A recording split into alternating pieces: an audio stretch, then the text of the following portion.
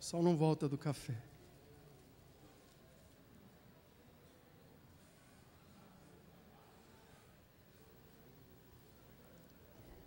Bom, gostaria então de chamar a presença do chefe do Laboratório de Fogo e Explosões.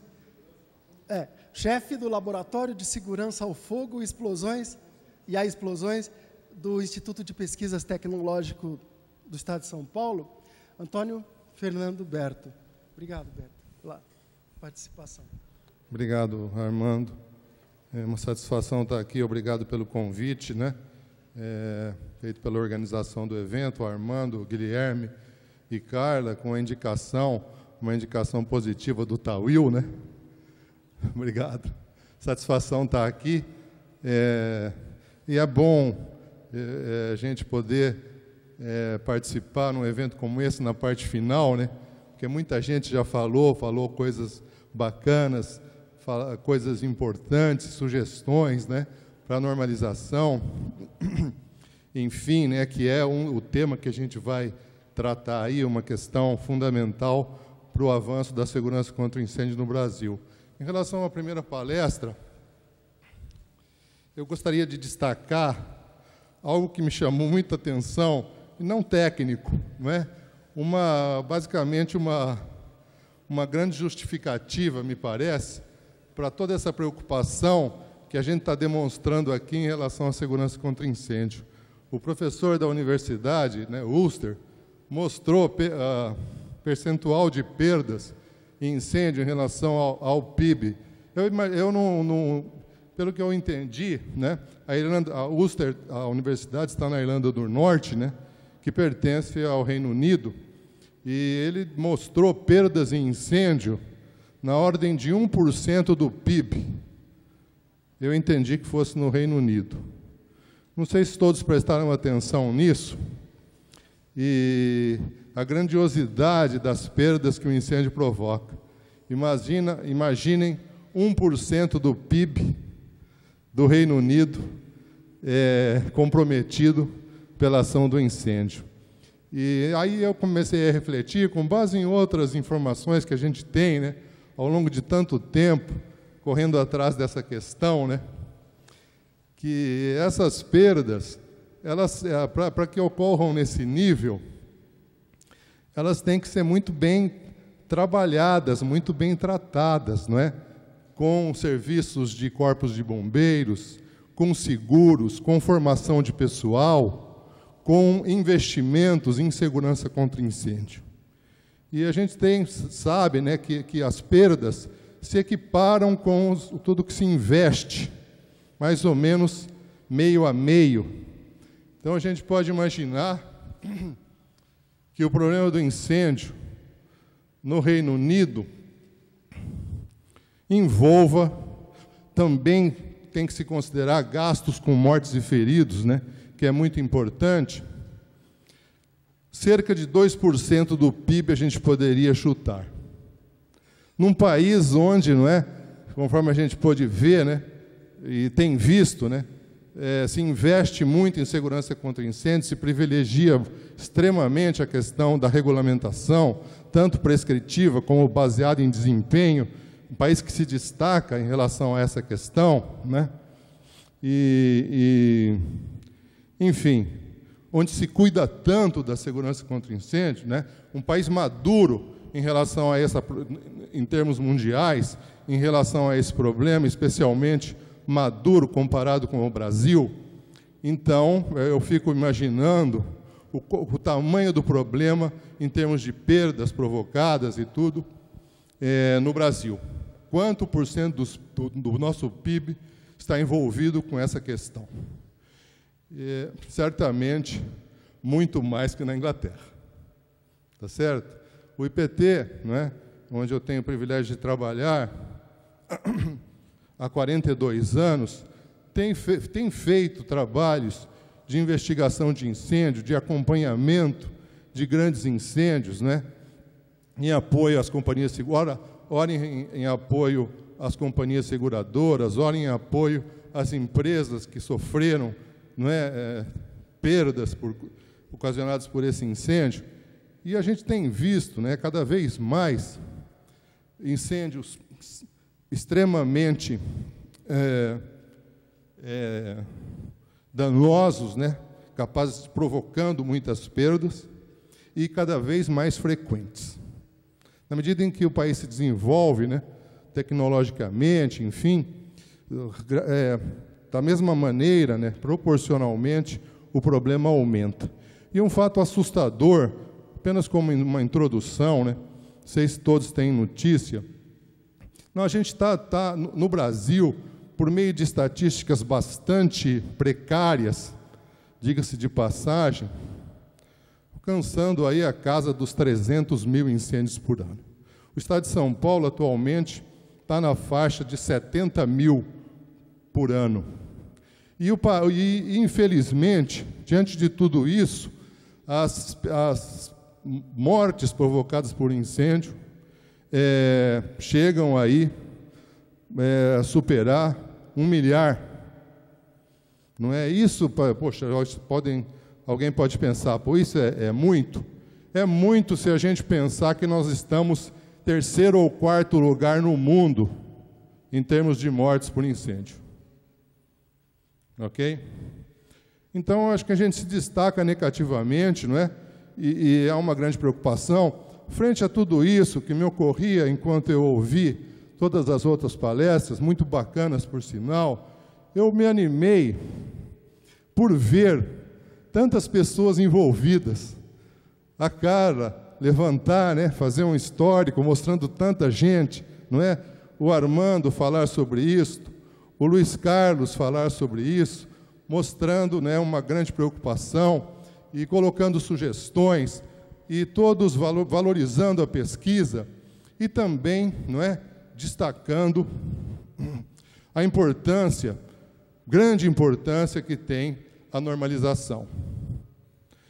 A gente que acompanhou de longa data, né, de 42 anos não é pouco tempo, é algo próximo ao início das minhas atividades nessa área, está bem próximo dos grandes incêndios que aconteceram em São Paulo, né, que afinal chamaram definitivamente, né, acho que no Brasil, a atenção para o problema. O incêndio Joelma, né, terrível, e antes dele o Andraus.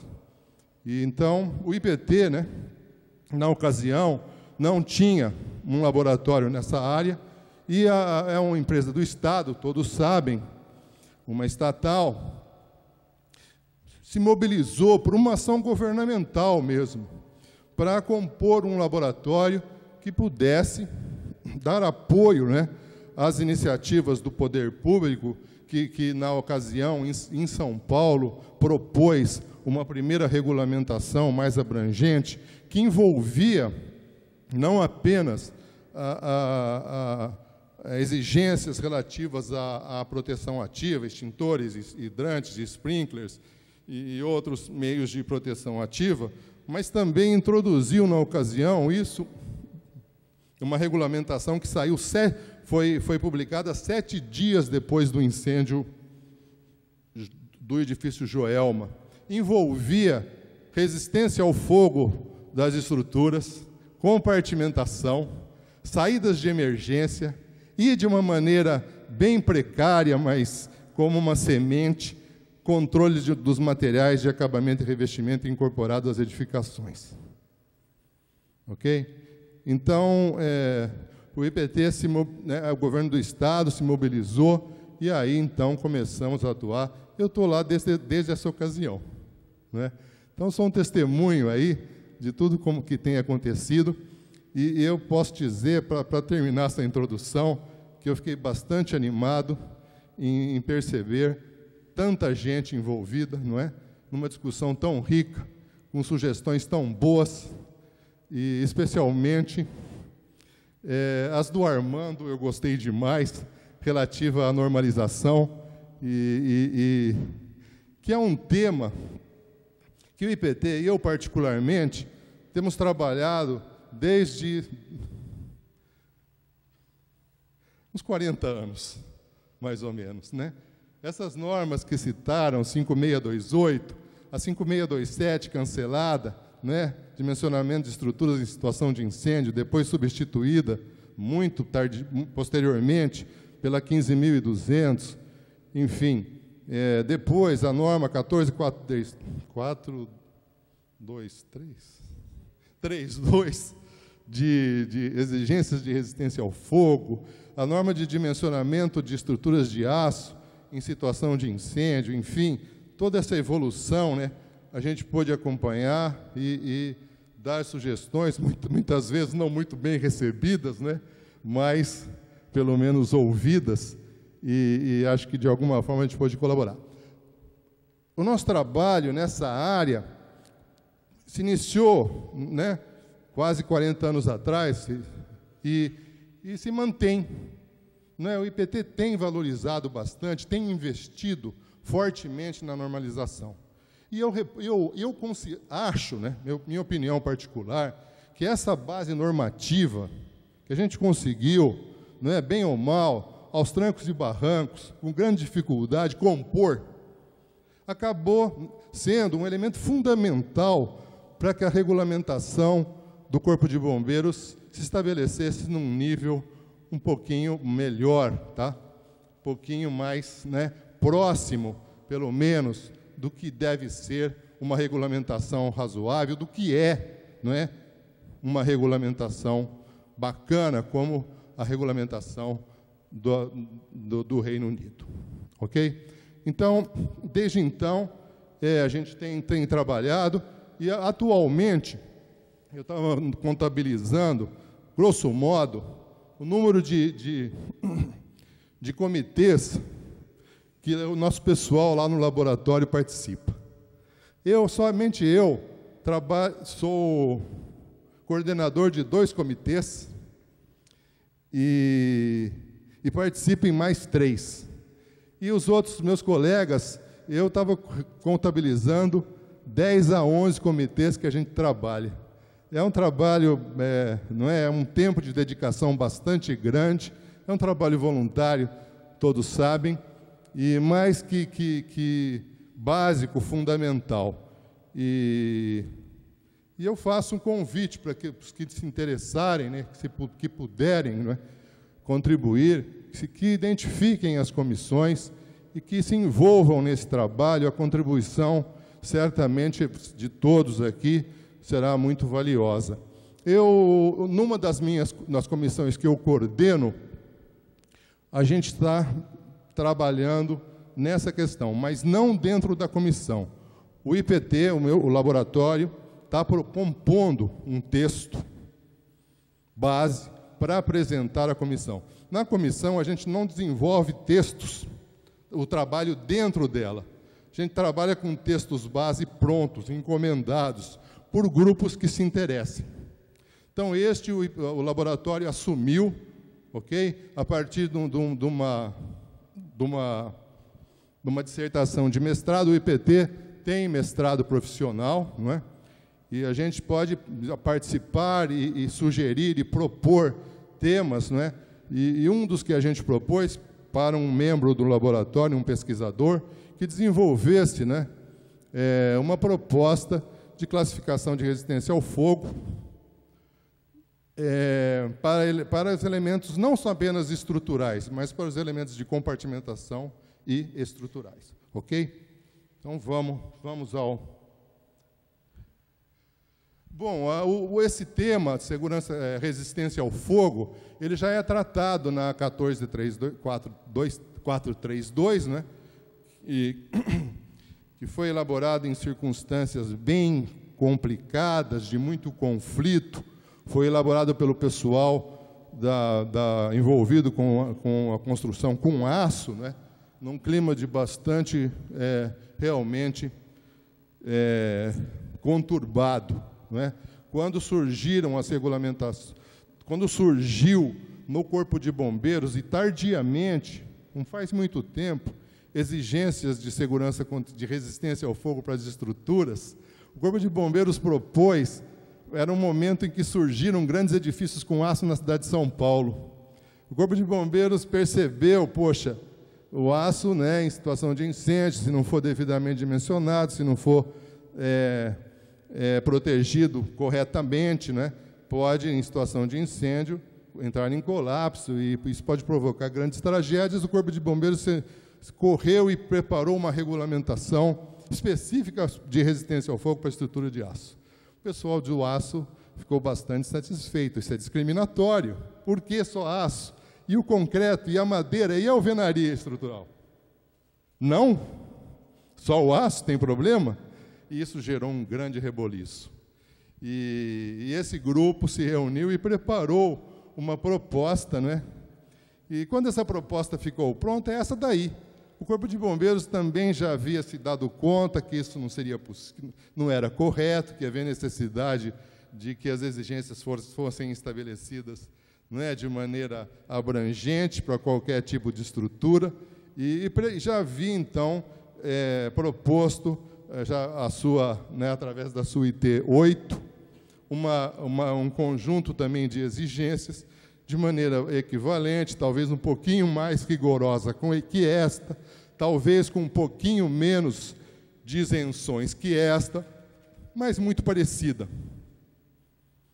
Não é? O Major Crespo mostrou, né, essa tabelona, não é? Que da mesma forma que a norma associa a alturas e às ocupações, valores empíricos de resistência ao fogo. Apesar de empírico, isso tem um sentido, não é? Tem uma lógica, não é, por trás disso. É um tema interessante para se debater. Eu reparei que aqui foram feitas perguntas em relação a isso, essa questão foi levantada, mas não é algo assim, quando se falou nos 30 minutos a menos e tal, que sentido tem? Tem sentido, não é? Tem uma lógica. E isso é um tema que poderíamos, numa ocasião oportuna, debater. Eu tenho entendimento sobre isto. O Corpo de Bombeiros, não é? Talvez um ou outro tenha. Então, é um tema bastante técnico, não é? Que é difícil, numa reunião como esta, aprofundar. Também, depois, ainda surgiu, né, o que se colocou aqui, a 15575, né, avaliação de desempenho de edificações habitacionais, que também introduziu esse tema. Não é? Na parte 1 e 2, requisitos de resistência ao fogo para sistemas estruturais. Na parte 3, requisitos de resistência ao fogo para sistemas de piso, que também são estruturais, né, de modo geral. Sim, sem dúvida, sempre, né? Requisitos de resistência ao fogo para sistemas de vedações internas e externas, estruturais ou não, né? E requisitos de resistência ao fogo para sistemas de cobertura, estabelecendo, então, com base muito fortemente na norma, não é? Na 14432, mas eliminando as isenções. Porque se formos pelas isenções, pela norma de 14432, a resistência ao fogo dos edifícios habitacionais até 5 pavimentos, de modo geral, pela área, considerando a área naturalmente construída, seriam todos isentos de resistência ao fogo. Ok? Então, o que a gente percebe, por essa simples comparação, que essas exigências, né, tanto contidas na norma 14432, como na regulamentação do Corpo de Bombeiros, para muitas situações, é extremamente branda e não resolve, deixando de lado, isentando, e dessa forma, no meu ponto de vista, comprometendo a segurança a abordagem e a segurança contra incêndio. Então, basicamente, para iniciar, um tema que está sendo tratado, não é? Um tema que está sendo considerado. Resistência ao fogo dos elementos construtivos, em especial os elementos construtivos estruturais, é algo fundamental, não é? Isso é consenso. Beleza? O que temos em relação a normas e tanto métodos de especificações como método de ensaio? O que nós já conseguimos fazer? Até que fizemos bastante, não é? Falta muito, sem dúvida, falta muita coisa, mas já temos uma base. Se falou muito na ISO 834, seguimos a ISO 834. Essa é a nossa grande referência para incêndios em edifícios residenciais, não é? Quando incêndios, como se falou aqui, se mencionou, em túneis, aí a curva é outra. Incêndios de postas na área petrolífera, a curva é outra, né? E mesmo para a construção civil, tem uma segunda curva de exposição a incêndios pelo exterior, que a gente também deve considerar para que não... E isso está sendo considerado nessa proposta de classificação, para que a gente não estabeleça exigências muito severas, desnecessárias. Okay? Mas, portas de saída de emergência, uma norma bastante antiga. Portas de unidades autônomas, bastante antiga. Portas de pavimento de elevador, também uma norma específica. Especificações, ok? Porta com núcleo de madeira para isolamento de risco industrial, mais uma norma.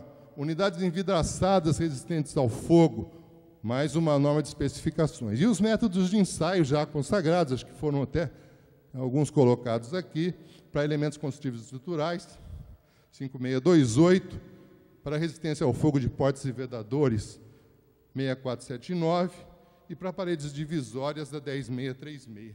Todas já de normas aí, de modo geral, com mais de uma década, algumas com 2 ou até 3 décadas de existência no Brasil. A gente tem trabalhado nisso, né? Fazendo ensaios, enfim, muitos. Eu estava até pensando e conversando com o Carlos, estimando quantos ensaios de resistência ao fogo o IPT fez ao longo desses 40 anos quase de existência do laboratório, nesses 2 fornos, no vertical, né, que já foi mostrado aqui, e no horizontal, que é o outro forno que a gente tem. Mas nós fizemos, nesse período, entre 2.000 e 2.500 ensaios. Temos um bom número de ensaios, uma boa experiência acumulada, e até em relação à questão, estava conversando com o Carlos, que a questão que o Armando levantou, a utilização de termopares, os plate, né, termocúpulos, né, ou os termopares de fio. Nós fizemos uma pesquisa, viu, Armando, comparando vários ensaios, temos dados e a conclusão, assim, só para... é que não faz muita diferença, viu? Não faz muita diferença no controle do forno. Pelo menos no nosso forno não faz. E a gente tem se preocupado com isso, né? Porque a gente tem que se equiparar às normas internacionais, buscar fazer com que os nossos ensaios tenham resultados equivalentes ao que se faz fora, não é? Nós temos essa necessidade, especialmente o IPT, porque presta muito serviço ou para empresas de fora, ou para empresas que querem exportar, não é, que querem avaliar aqui para ter segurança de que vão poder, né, nas avaliações que serão exigidas fora, tenham resultados de sucesso e que possam conduzir seus negócios com tranquilidade. Bom, a curva padrão é a curva, já foi mostrada aqui. Vamos mostrar alguns ensaios que a gente tem feito, ensaios em portas, né, tendo em conta a especificação 1742 e a norma 6479. Porta simples, porta dupla, porta com visor. Voltando um pouco, nós estamos bastante ativos, felizmente, nas 2 comissões que eu coordeno. Acabou de sair, no sábado, a ABNT colocou em consulta pública a revisão da norma de unidades envidraçadas, que agora tem outro nome, elementos envidraçados, tá? Resistentes ao fogo, que propõe antecipa essa classificação que a gente vai apresentar aqui. E todas as normas que a gente está revisando, nós revisamos a norma 11742, mudamos os critérios e atualizando de acordo com a nova classificação que a gente vai propor. Estamos já fazendo todas as alterações necessárias.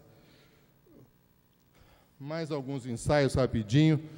Porta de andar de elevador, não é? Simulando o incêndio fora, no ambiente, e verificando como se estivéssemos dentro do poço, se há a possibilidade do fogo se propagar. Não é? Tem ocorrido acidentes em São Paulo, no Brasil, de um incêndio se propagar por meio do poço do elevador. Opa.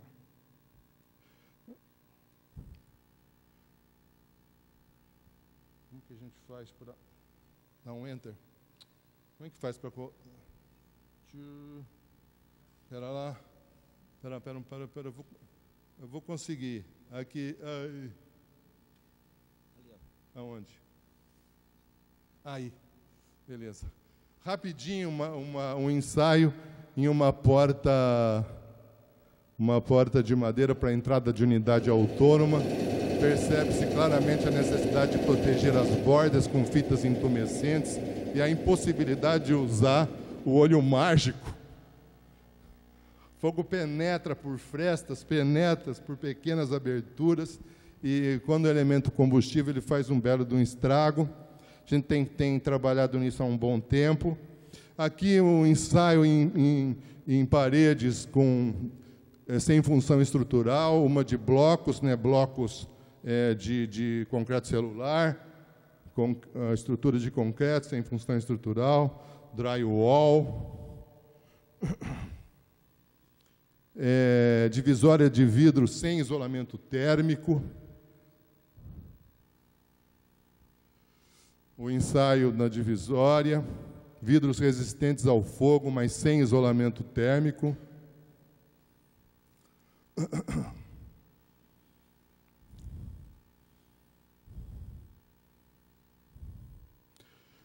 Divisórias de vidro com isolamento térmico, vidros laminados, multicamadas, funcionam aqui no início do ensaio. Quebra a primeira camada de vidro, uma resina intumescente começa a expandir, protege, forma uma camada isolante térmico e que isola até ser consumida, quebra a segunda camada de intumescente começa a crescer, e por esse mecanismo, em função do número de camadas, se consegue obter isolamento térmico em vidros, que é bem interessante. Aqui, outros elementos, pela 6479, cortinas, não é? À prova de fogo. Portas de enrolar de aço à prova de fogo.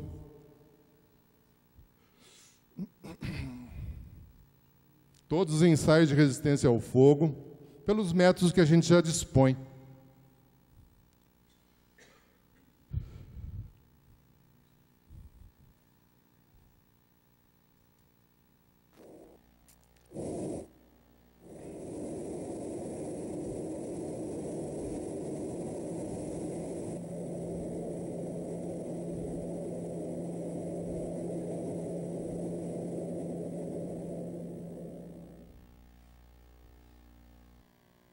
Uma parede de alvenaria, sílico calcário, num estudo que foi feito de checagem da resistência ao fogo por meio experimental.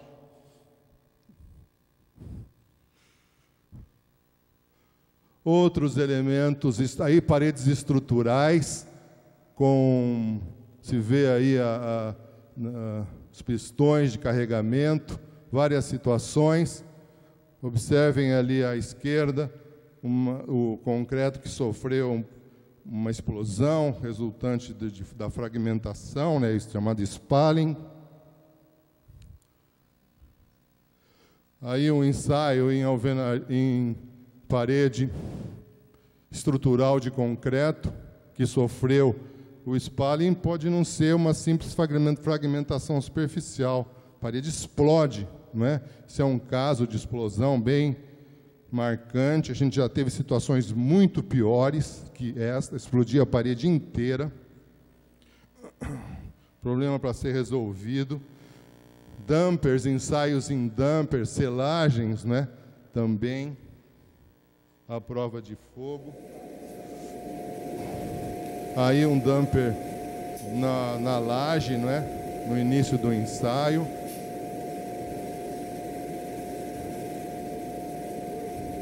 Bem bacaninha, né? Preciso de mais um tempo. Isso foi só uma introdução, hein? Agora vamos falar da classificação. É rápido. Tudo bem? Tudo bem? Mais um tantinho. Estamos indo bem? Beleza? Para ou continua? Hã? Então, essa norma de classificação da resistência ao fogo, né? A ideia é não só estrutural, mas tudo. Porque resistência ao fogo vale para elementos de compartimentação estruturais. Então, a proposta de uma norma para isso, estabelecimento de requisitos ou soluções, né, baseados em desempenho de segurança contra incêndio mais apropriados às condições de riscos. Essa é a proposta. Né? A ideia é ampliar um pouco a classificação de resistência ao fogo, compatibilizando com o que se faz na Europa, não é? Simplificação e harmonização das normas existentes, elaboração de normas específicas para métodos de ensaio, que a gente pretende fazer a partir dessa classificação. Então, o que a gente está imaginando agora não é começar a sair revisando normas, não é? Antes disso, vamos propor uma classificação. E essa vai ser, não é, uma linha, né, que vai permitir conduzir todas as outras revisões de forma harmoniosa, com o sentido especial de se poder estabelecer requisitos de segurança contra incêndio apropriados às condições de risco. Esse é o propósito. Aí, exemplos dessa situação, né? Então, você tem essas portas pesadas, normalmente utilizadas. Se a gente flexibiliza a classificação, poderíamos empregar portas mais leves nas compartimentações. Outra situação, compartimentações com alvenaria, que poderiam ser substituídas a partir dessa classificação, com, né, divisórias leves, envolvendo a utilização de vidros, enfim. Uma coisa mais, né, flexível e que não, onde se evite soluções, né, que não permitam, ou exigências que não permitam a adoção de soluções mais adequadas. Essa é a proposta. Aqui um outro caso, né, de cortinas, né, usadas na compartimentação, coisa que o Corpo de Bombeiros já propõe na nova regulamentação, da mesma forma que já propõe portas de enrolar resistentes ao fogo.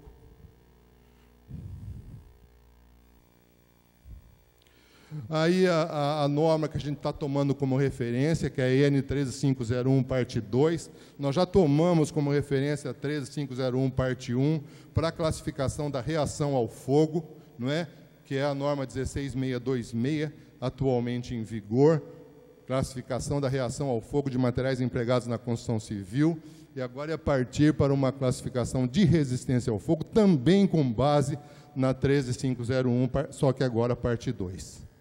E a proposta, então, é estabelecer como critérios de desempenho, não mais estanqueidade, não vamos falar mais em estanqueidade. O conceito de integridade vai envolver a questão da estanqueidade, ok?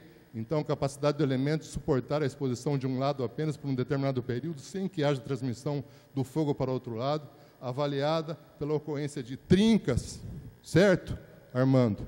Trincas ou aberturas que seriam medidas, como você colocou, que excedam determinadas dimensões pela passagem de quantidade significativa de gases quentes ou chama, ou pela falha de mecanismos de travamento, vale para todos os elementos.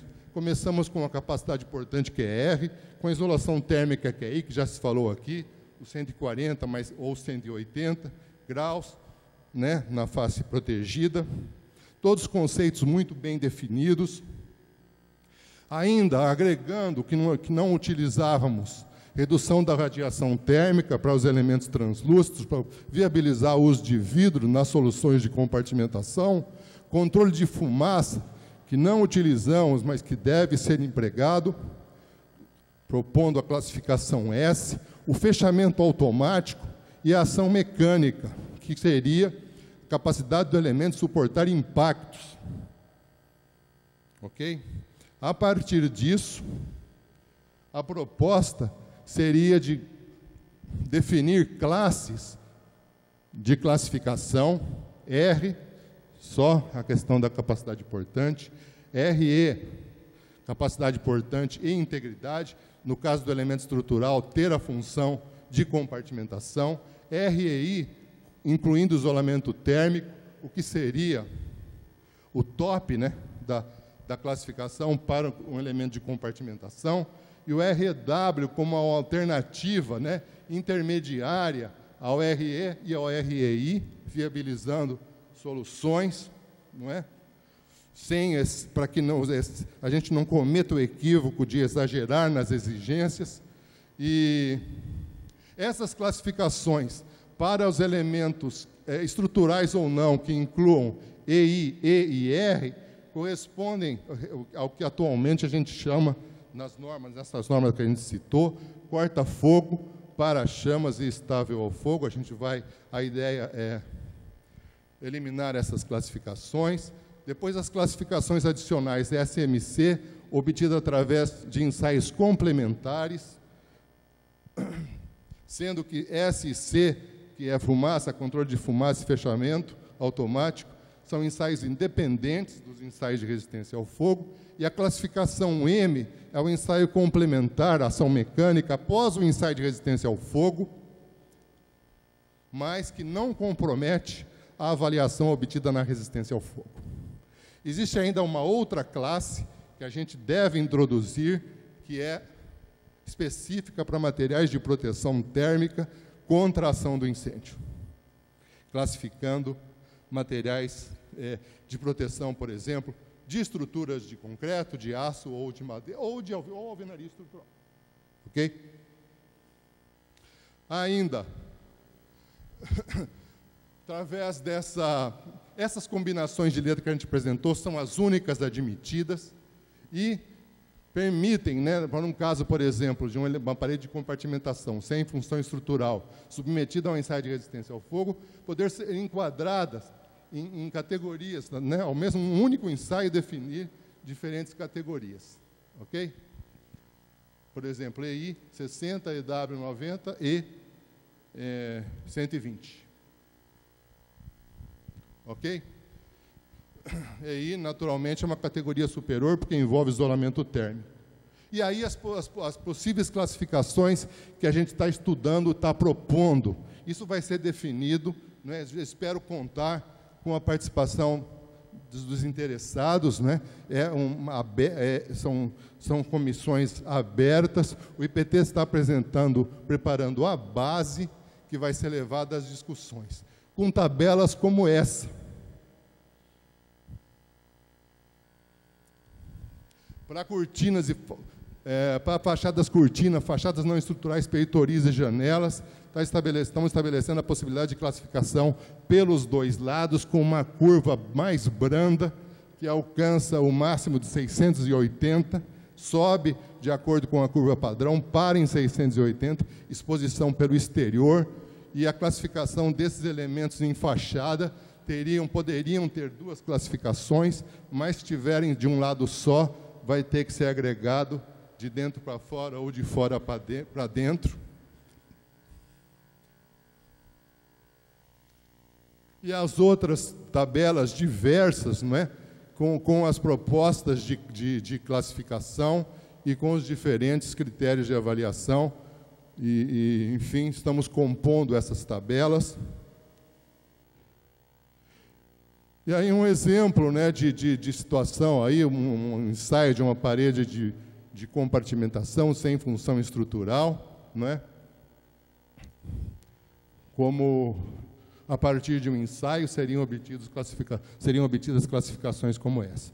Então, o nosso plano para concluir, Armando, é elaborar essa norma de classificação e tomá-la como referência na revisão das normas atuais e na composição de novas normas para ensaios de resistência ao fogo. Estamos trabalhando agora uma norma para selagem corta-fogo também. Temos um grupo de trabalho envolvido e estamos concluindo a norma para mandar para consulta de portas de aço de enrolar resistentes ao fogo, e entre outros tantos trabalhos. É um trabalho de fôlego, demanda muita dedicação, mas é um trabalho que acho que para a área de segurança contra incêndio é necessário e traz muita contribuição. Gente, obrigado, desculpa por ter passado do tempo.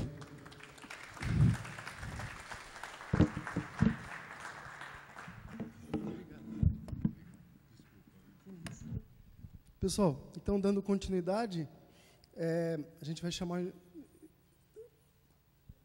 Guilherme e o Wallinson Medeiros para apresentar a proposta de norma.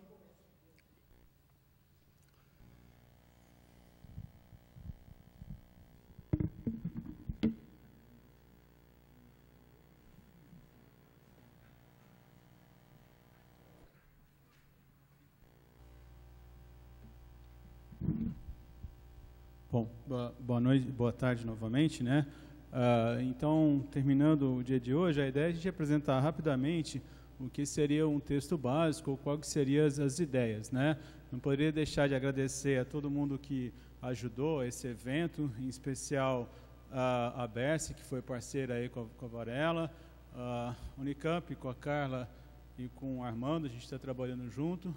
Armando, professor aqui da Unicamp, mas o filho estuda na UFSCar, né? Então, evolução da espécie aí.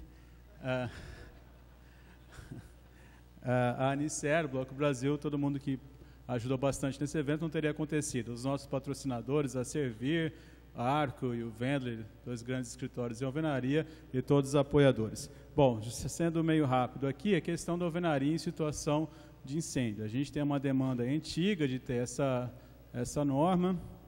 Felizmente, a gente tem aí alguns casos recentes de incêndio, né, e vários dos sistemas já fizeram a lição de casa. Temos normas aí para concreto, para aço, a alvenaria a gente não tem ainda. Apesar disso, a alvenaria é muito reconhecida como excelente no quesito de resistência ao fogo, né? A gente viu vários casos aqui, por exemplo, um incêndio trágico lá do Rio de Janeiro, várias e várias perdas irrecuperáveis, mas a alvenaria está lá, né, colocada ainda íntegra. Nós temos normas internacionais, então a ideia é se basear nessas daí para criar uma normalização brasileira. A normalização brasileira para a alvenaria estrutural, onde o desafio é levar para as condições brasileiras, com materiais nacionais e edifícios altos. Nós temos blocos aí de 14 centímetros, com mais de 50 MPa do material, acho que só a gente faz isso.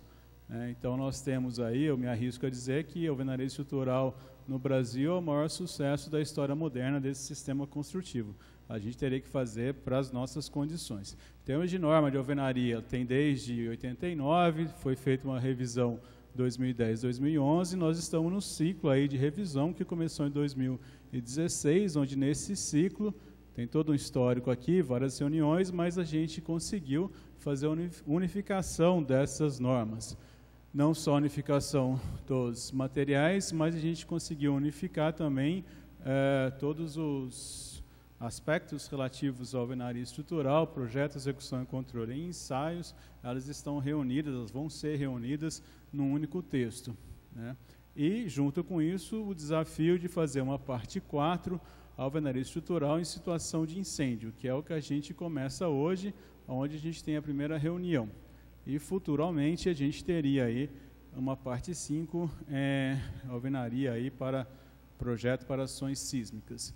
Para quem perguntar, a parte 1 e 3 foi entregue em fevereiro, a gente está aguardando aí retorno da BNT para saber quando isso evolui. É a informação que a gente tem. Então, hoje nós teremos lá na sequência aqui a primeira reunião de norma, né? A gente tem uma meta aí de talvez durante o próximo ano conseguir um texto básico. Norma, né? Acho que eu posso falar um pouco ao contrário do seu desafio aqui, né? Que você fala que o desafio era reunir todo esse monte de informação e isso gerar todos aqueles ensaios e gerar a norma. A norma a gente acho que vai fazer aquela situação possível, né? Aquela naquele momento até o final do ano que vem, o que a gente tem de conhecimento e como é que isso pode ser estabelecido como uma base para futuramente continuar evoluindo. Acho que a norma e os ensaios nunca vão acabar. Então, a intenção é ter um texto aí inicial. Nós tivemos aqui 14 reuniões desse ciclo novo de norma, então aí quem ajudou. Temos um texto básico. Então, esse texto básico, o professor Armando trabalhou bastante nele, o Alisson trabalhou bastante, a gente trabalhou um pouco também, cujo objetivo desse texto básico é organizar o formato, reunir informações preliminares e direcionar o trabalho. Então, um texto básico para ser modificado. A expectativa é que a gente conte com a contribuição dos vários interessados, discutir esses temas em detalhes, levantar dúvidas e questões a serem respondidas.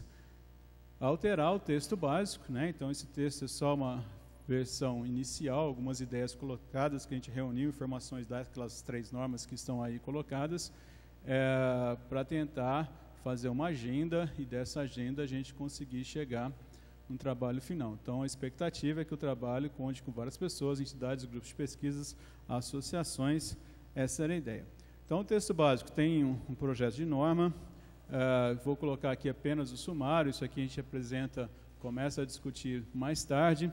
O sumário tem aquelas partes iniciais, escopo, textos e tabelas, e aí a gente começa na parte da norma em si. Princípios e regras básicas, princípios gerais, valores de projeto para as propriedades mecânicas, métodos de cálculo, método geral, procedimentos de projeto para a determinação da resistência ao fogo, informações gerais, revestimentos e acabamentos, requisitos adicionais, avaliação por ensaios, avaliação pelo método tabular, dimensionamento dentro do método tabular, etc., alguns critérios, e finalmente os 3 anexos. O primeiro anexo bem simplificado, talvez seja a meta aí que todo mundo está pensando, método tabular, um método simplificado analítico e um método avançado, cuja tendência é que seja informativo para que continue aí no futuro. Então, o Alisson vai apresentar aqui um pouco dessas ideias. Boa tarde, pessoal. Enfim, a ideia que a gente teve para o bloco, para o texto de norma, foi, a gente se baseou, né, nas normas já vigentes, né, no ACI, no Eurocode e no australiano. Eu acho que essa imagem foi a imagem mais repetida aqui durante o dia, né, o Davi, o Berto, todo mundo comentou ela. Então, os textos, as normas, elas sempre têm esses 3 critérios, né, básicos, né, quanto à resistência, né, a capacidade portante, a estanqueidade, que é a questão das frestas, das trincas, né, não passar gases e chamas, e o isolamento, que tem a ver com a temperatura. Então, quanto aos métodos de cálculo, geralmente as normas elas permitem, né, ensaios laboratoriais, o método tabular, que é o mais simples, que a gente vai na tabela, verifica se atende ou não. O método analítico simplificado, como já acontece com o concreto, com o aço, e os modelos numéricos mais avançados. Certo?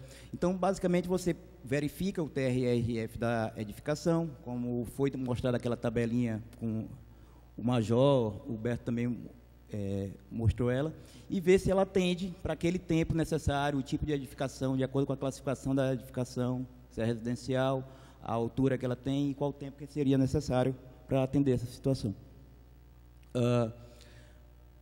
Nós pegamos essas normas e trouxemos para as situações no Brasil, né? Pegamos os blocos brasileiros e vamos ver como é que eles se comportam se a gente seguir essas normas. O ACI, ele só trata o critério quanto a isolamento e estanqueidade, certo? E ele fala de uma espessura equivalente, onde vai ter a espessura equivalente do bloco, da parede, mais a espessura do acabamento, né, do revestimento. Enfim, a forma que ele calcula a espessura equivalente do bloco, através do volume aqui. E aqui a gente faz um adendo, que de acordo com a norma brasileira de blocos de concreto, né, a 6136, é feito pela soma da espessura de todas as paredes transversais aos blocos de milímetro, dividido pelo comprimento em metro. Isso vem lá da STMC 90, que até 2011 era assim. Agora ela mudou, e então a gente recalculou isso. Pode ver que os valores aqui são bem parecidos com esses aqui da STMC 90, certo?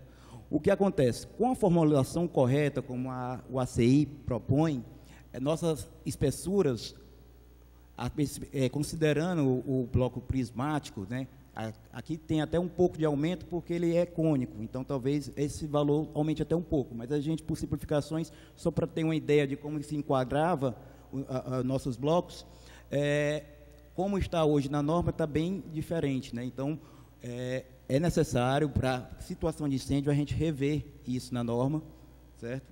Porque essa espessura equivalente não está coerente.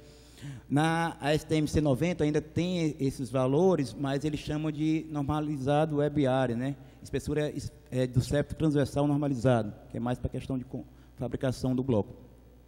Enfim, pegamos essas considerações, essa espessura equivalente, calculamos para os blocos de concreto, que é essa primeira coluna aqui, e para os blocos cerâmicos de paredes vazadas. Acredito que o parede maciça vai ficar bem próximo aqui de concreto. Nessa consideração do equivalente para os blocos cerâmicos, a gente levou em consideração, como tem várias geometrias, a gente levou em consideração 60% de vazios, para ter só uma ideia de como se enquadrava. Então, no nosso bloco 14, né, de concreto, a gente conseguiria atender até 1 hora de TRRF, certo? No nosso bloco cerâmico também, o bloco de 14 cerâmico, conseguiríamos também atender a 1 hora de tempo requerido de incêndio. Já o bloco de 19 aumentaria, a gente ia para, dando uma aproximação bem próxima, a gente precisaria de 91, né? Aqui está 88. Vamos dizer que passaria ali ainda, até porque aqui está como ele sendo prismático. E no cerâmico, o ACI não tem essa classificação de 1 hora e meia, mas ele permite interpolar. Interpolando, a gente chegaria em 72.